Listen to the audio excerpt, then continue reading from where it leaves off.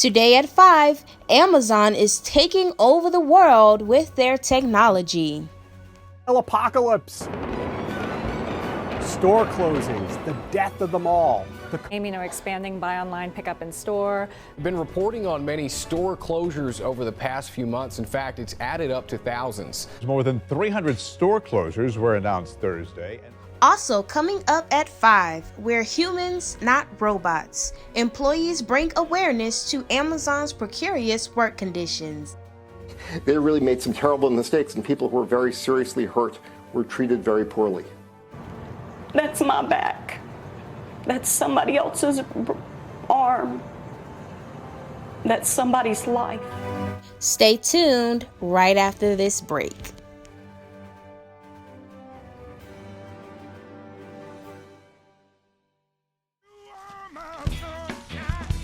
Alexa, ask Whirlpool. Hey Google, ask Whirlpool. Ask Whirlpool, ask Whirlpool. Care can be a handful. That's why our Whirlpool Smart Range helps you care smarter with voice control. Hey Google, ask Whirlpool to turn off the oven.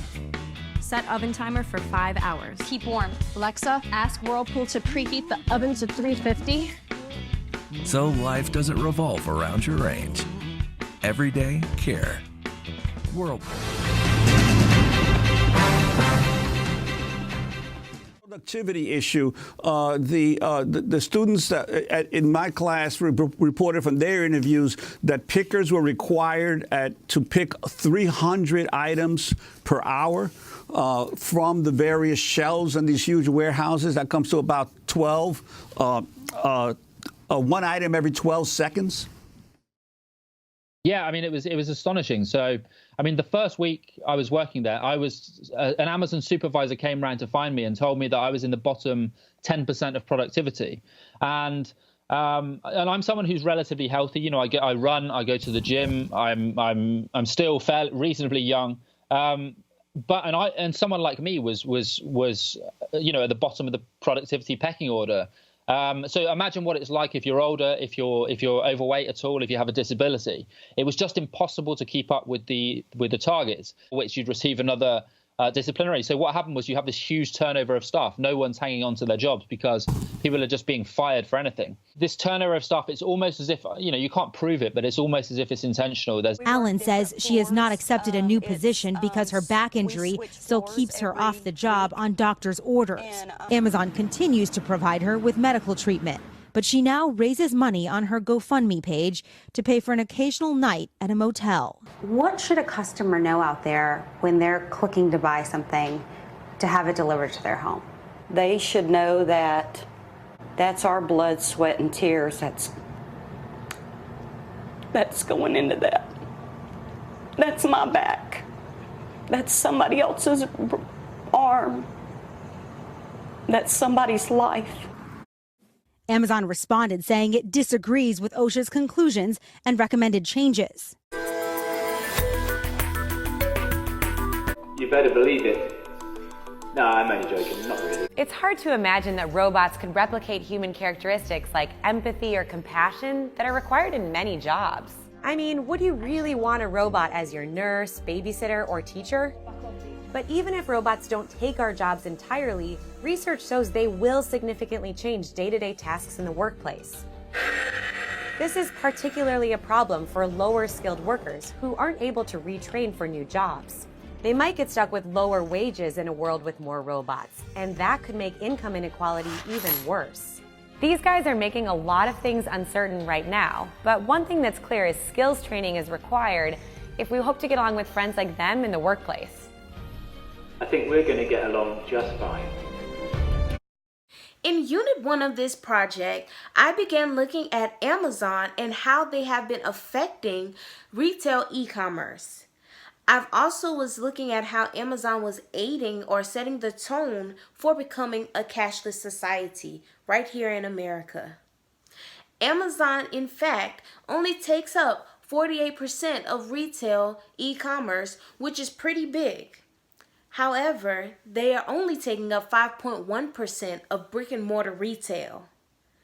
And no, before you say or think it, I am not talking about Whole Foods, but Amazon Go. Let's take a closer look. 4 years ago, we started to wonder, what would shopping look like if you could walk into a store, grab what you want, and just go? What if we could weave the most advanced machine learning, computer vision, and AI into the very fabric of a store so you never have to wait in line? No lines, no checkouts, no registers. Welcome to Amazon Go. Use the Amazon Go app to enter. Then put away your phone and start shopping. It's really that simple. Take whatever you like. Anything you pick up is automatically added to your virtual cart. If you change your mind about that cupcake, just put it back. Our technology will update your virtual cart automatically. So, how does it work? We used computer vision, deep learning algorithms, and sensor fusion, much like you'd find in self-driving cars. We call it Just Walk Out technology. Once you've got everything you want, you can just go. When you leave, our Just Walk Out technology adds up your virtual cart and charges your Amazon account.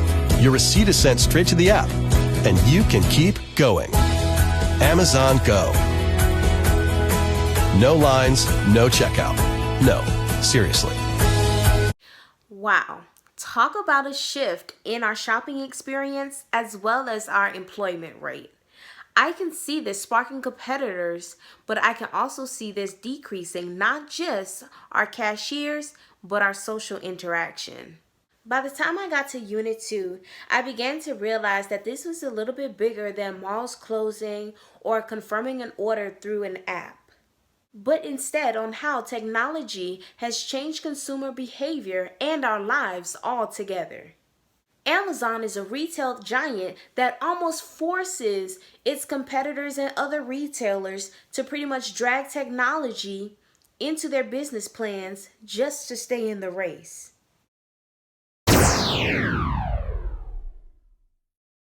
Taxi drivers, Uber, and Lyft could potentially be losing their jobs in the near future.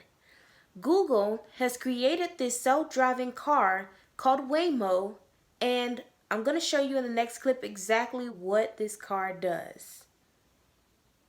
Let's go there now.